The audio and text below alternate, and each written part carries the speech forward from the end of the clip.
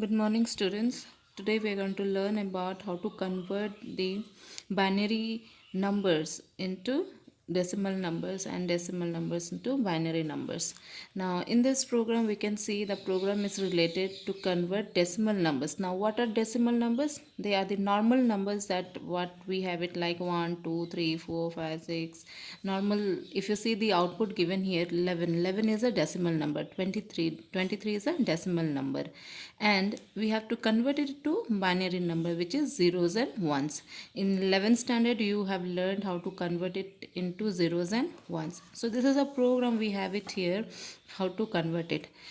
Up you can see import java.util. So we are using this line to have a scanner class. If you see the functions that you are using it here as next int, and if you see the functions that we are writing here, integer dot pass int.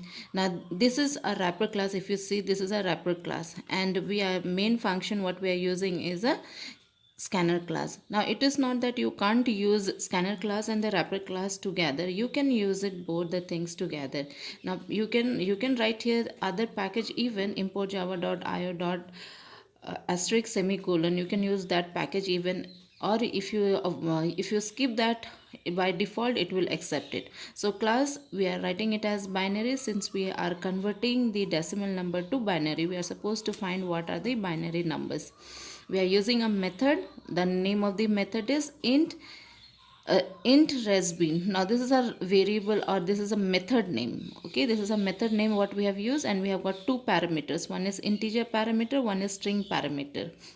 Now n and s, we are having two parameters. We are going to convert it. Now if, what is the condition given here? If n is equals to 0, if this condition is true, then it will execute return integer pass int s. So if this is true, then it will give you the value as s. Else what it will do, it will convert this s. Else if the condition becomes false, then it will go for the next statement. What is the next statement given? Integer to string. Integer to string means, what does this particular line mean? Okay, what does this particular line mean is to convert the integer number to string, and you have a function here. If you see the function that is written as n mod of 2, that's mean it will take what? Remainder. It will take the remainder value, and after getting that remainder value, it will be adding with the value s. Okay, the value which is given as s, it will add that, and then what it will return? It will return the remainder value. Whatever remainder value we are getting, then it will take the value of n, and here it will get a quotient. Now what is the differentials between these two symbols? I have given you in the last class that this symbol is used for remainder and this symbol is used for quotient. So this quotient value what we have, it will be written here, and they will display both the value, that is s value, and the remainder, the quotient value. Now after getting this value, we have to form a main method. Now in the above part of the program, you can see that we haven't created any main method here. The main method is created down below. These are only the method that we have created. This is only the method that we have created. Now this method has to be called within the main method in order to get the output.